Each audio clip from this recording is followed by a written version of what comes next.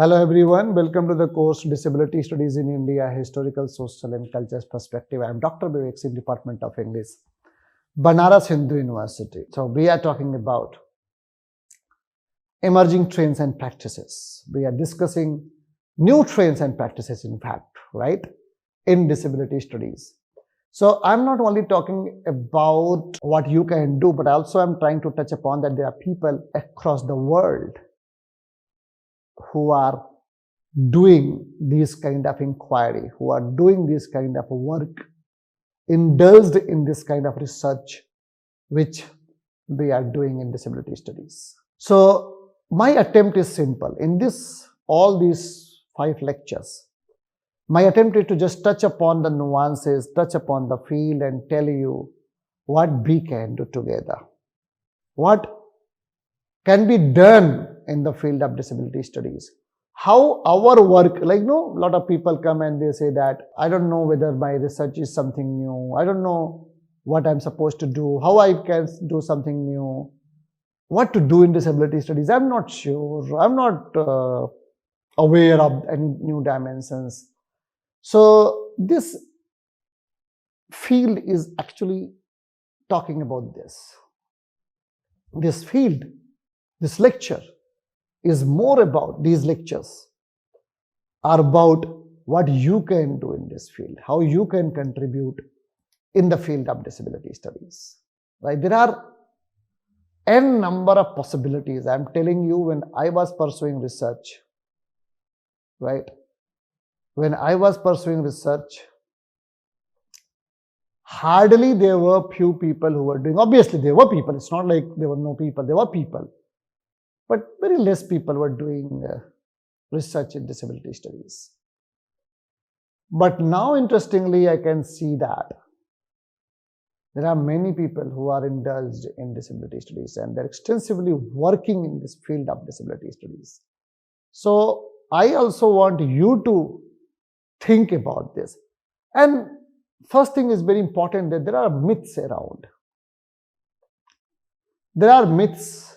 For example, people think that disability studies is only for those people who are disabled people.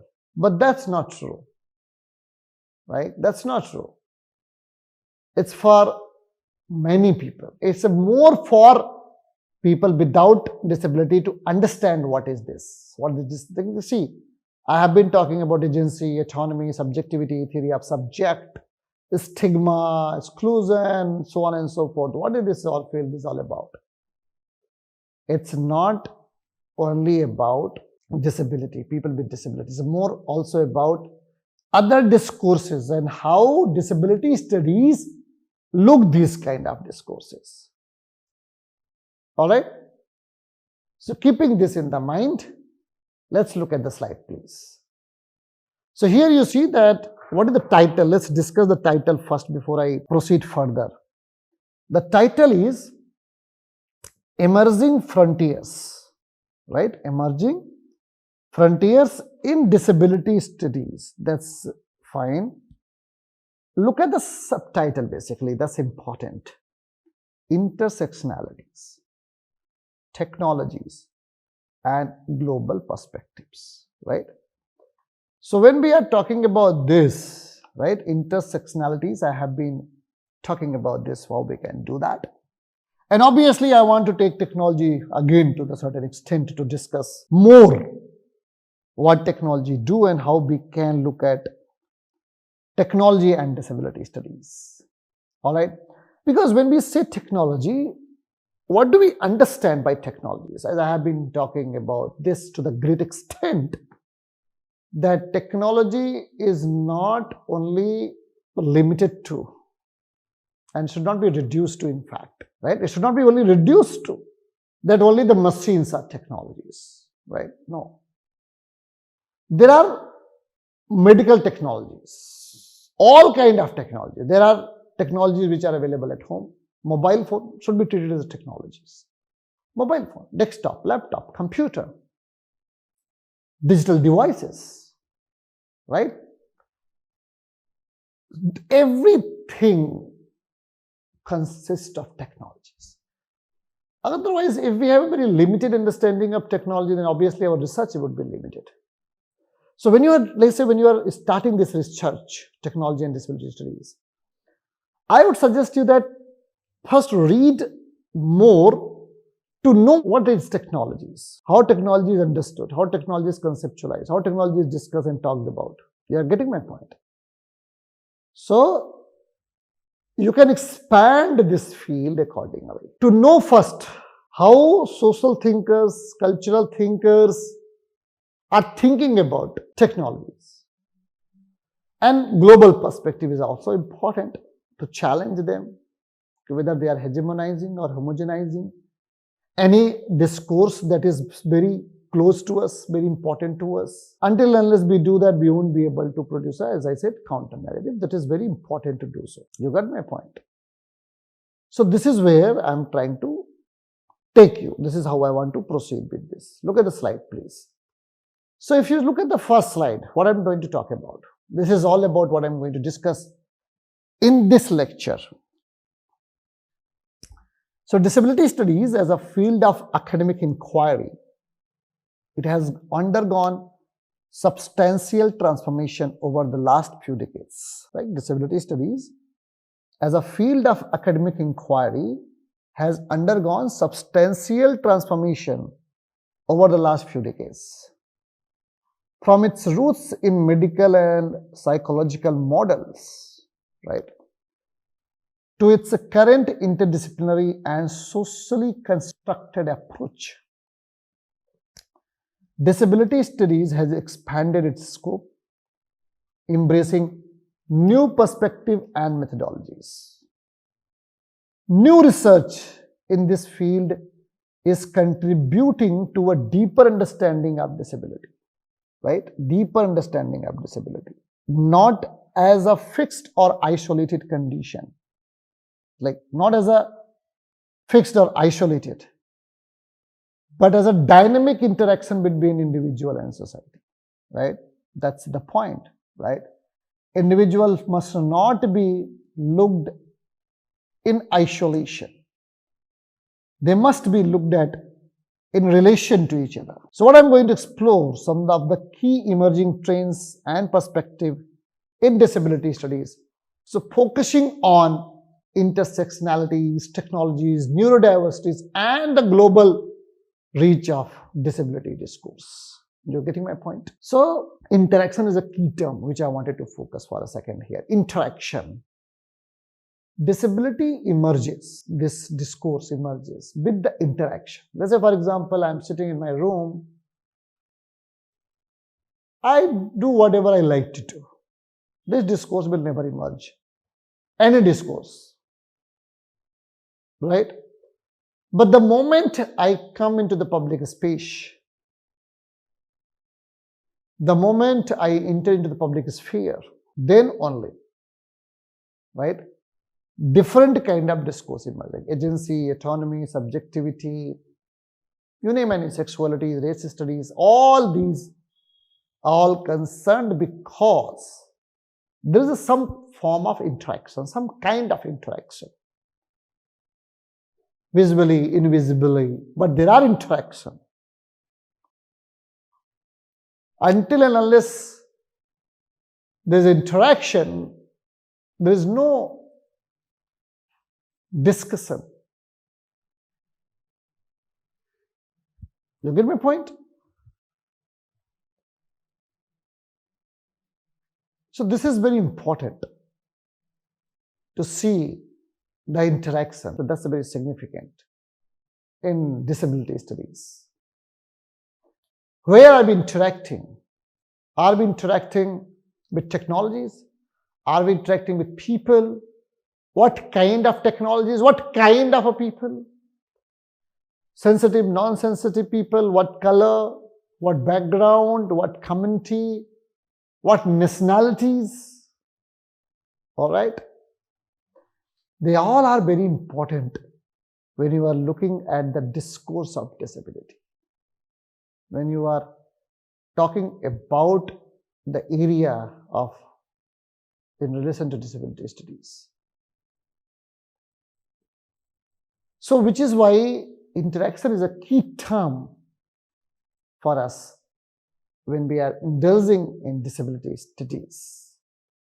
So, our focus should be to know what kind of interaction it is. For example, I was talking in the previous lecture that if we are interacting virtually,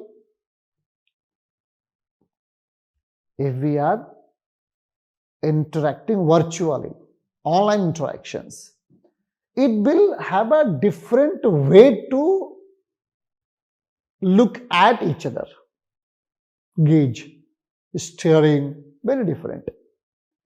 But when you come for the physical interaction, face to face I'm talking about, meeting in the conference, in the public spaces, then it's going to be very different. It's not going to be what it was. It's going to be very different form of interaction. All right. So one has to think about it. One is interacting only with the technologies. There is a very interesting movie, if you recall. You see, Secret Superstar. Right? There was a girl, a Muslim young girl, coming from a very conservative family. The father was very conservative, not allowing her to play with the music. What she used to do, but she was very fond of music and mother was very supportive. So she used to, somehow she recorded a video of her by singing and she posted on the YouTube that was liked by people. In fact, one of the superstars in the music field, he invited her to record the videos. Right? You understand what I'm saying? So, but she wanted to have her identity invisible, except obviously, how does she look, so that her father will not get to know who is this girl singing. You got my point? She is comfortable. She could reach to many people. She could see the appreciation of her talent people doing. The barrier is family. Father is not allowing. Family means a lot, but here I'm talking about specifically father is not allowing her to play with the music. All right. So here talking about the interaction, in what way you are going to interact. So technology is also important here. So one way is like, you can see here that she could reach to many people, she could talk to many people, because through the mediation of technology. Technology is helping her out. But again, technology has also limitations. All right, so we'll talk about it. So that's a point I'm making. The point what I'm making is specific about the kind of interaction, the mode of interaction is important. It may be empowering as well. And it may be disgracing as well. It's a both. Let's say, for example, when I made the first recording of my lecture, I was extremely conscious how people will judge me, what if I speak something incorrectly, what if my speaking, like the way I'm speaking has some linguistic error, semantic error, syntactical error, lexicon issues, pronunciation problem, grammatical concern. I was so much concerned about content. It will be recorded. It will remain there. Virtual footprint, you see. Even if I grow after a couple of years, but still people see, oh, this was his video, you see, still he's not doing very great here. How could he do that? He's not good. Don't listen to him. Don't talk to him. So this is a consciousness for the camera I had, for the recording I was concerned. But I also strengthened myself by saying, it's okay, fine, doesn't matter what people think. Let me go ahead and face this camera. So if you succumb to the opinion of the people and thinking that it will do damage to your reputations, you will never able to come out of it. You will never able to grow yourself. You have to challenge that. As a disabled people, we have to work a lot, work hard to challenge different things, different perspectives, different dimensions. So as a disabled people, we have to fight against many stereotypes, many stigmas, many ways that they are going to judge us, right? So this is both, one may say, empowering as well as making you feel, what if you're not good, people will get to know, so don't do that. So technology has both potentialities. Depends which perspective we are looking at it, how we are moving ahead, how we are analyzing it, how we are critiquing it. So that is why technology, try to understand it in multiple ways. That's very important and significant. Let's look at the next slide, please.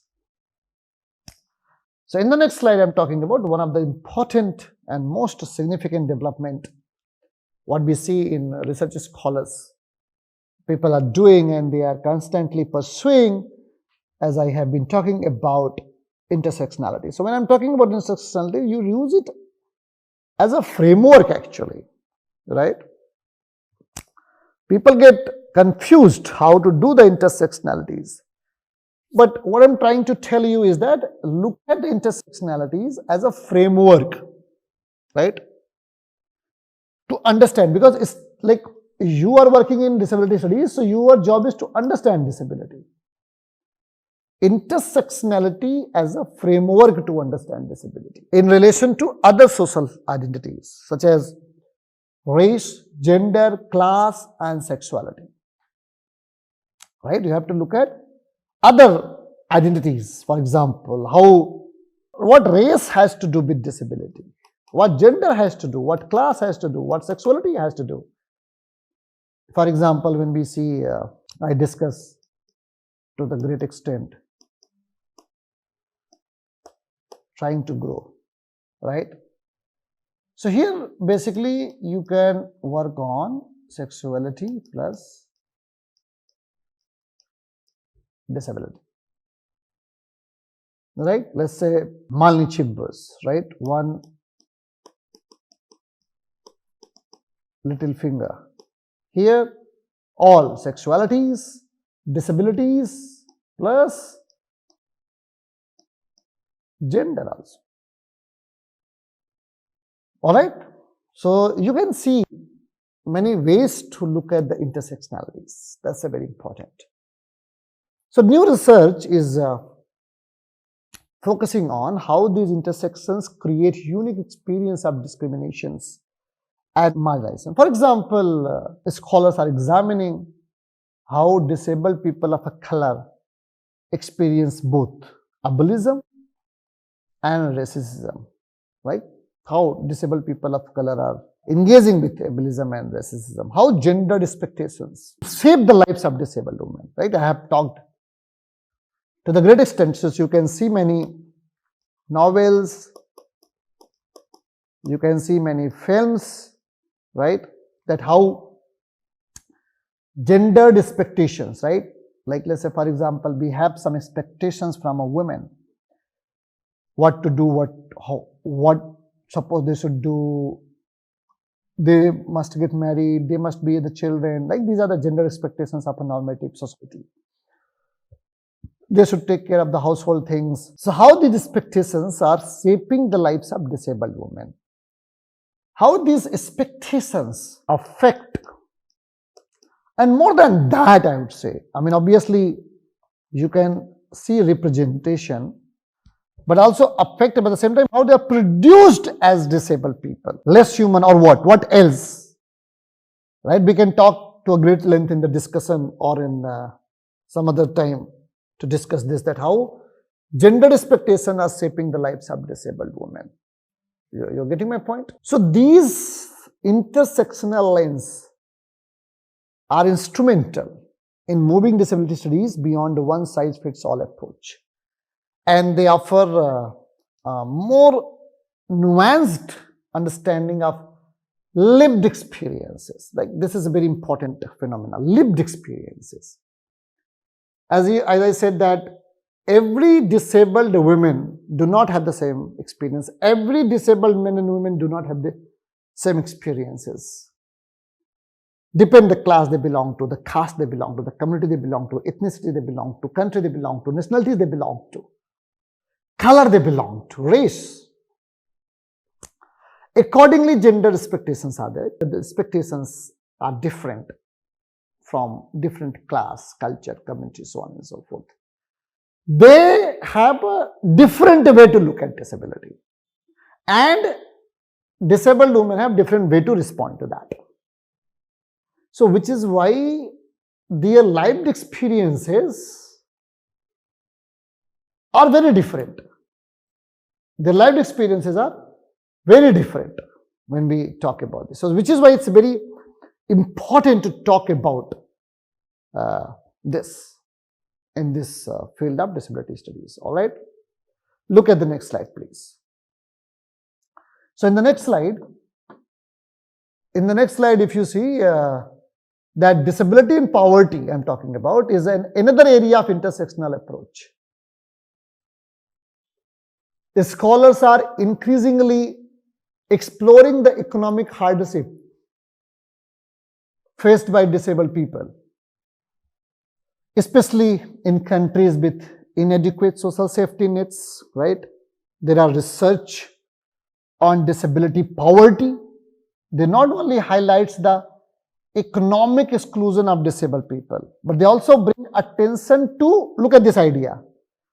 That's important, and you can highlight this. How this exclusion is perpetuated by cultural attitudes, lack of accessibility, and institutional discrimination. So, when I am saying here, you can look at poverty plus disability, right? So, this is another area of intersectional approach where scholars are exploring this economic hardship. How are we going to do this? Let's say, for example, in one of my lectures, I told you very explicitly that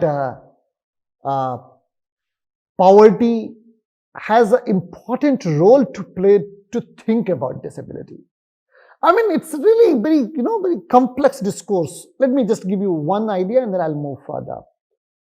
You see, because of poverty, there are malnutrition, there are multiple diseases, and then disability. Results in disability, medically talking about, right? If you are people with disability, disabled people, you will not be given the enough opportunities, accessibility issues, societal problems. You will not have means to earn money. Lack of, as I tell, accessibility, opportunities, so on and so forth.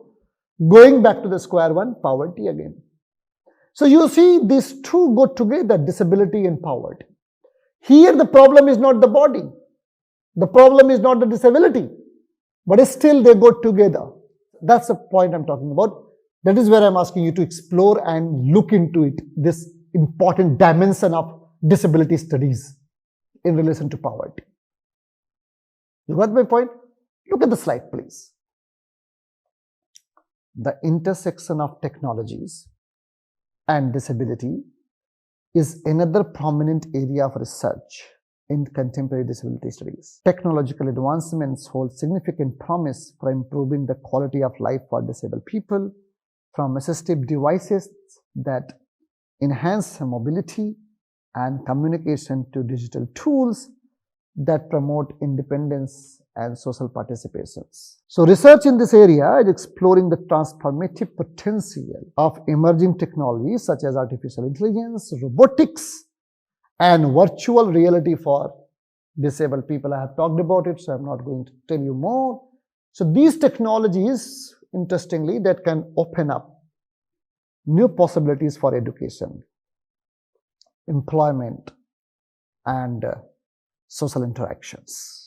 However, a scholar also warns of the risk associated with technologies. So while we have assistive devices that can enable greater autonomy, they may also lead to new form of technological surveillance, right? That again you have to refer Foucault's idea of panopticon, reinforcing existing inequalities if they are not universally accessible, right? So there are two problems. So one about the surveillance that we have, and another is about existing inequalities.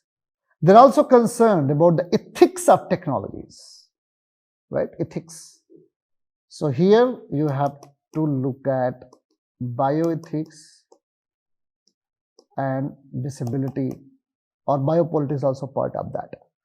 Gene editing, right? Let's say surrogacy and all that. I mean, extending to that, gene editing, brain-computer interface, right? BCI, I have talked about it. So new research. So this is extension of what I was talking about. So new research is critically examining how technological developments intersect with technologies, right? How they intersect, and they push for more inclusive innovation that takes into account the diverse needs of disabled people.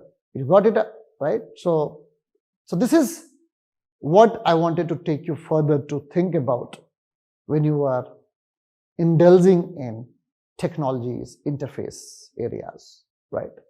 Gene editing, I would suggest you that if you have time, do work in brain-computer interface, right? Cybernetics, important concern, important area where people are working in this field of disability studies. This will have immense possibilities to do bioethics, biopolitics, and disability studies. They go together. In fact, I have extensively worked in this field as well. All right. So with this, I would like to end my lecture here. Thank you so much for your patience, and thank you for listening to me. Once again, thank you so much.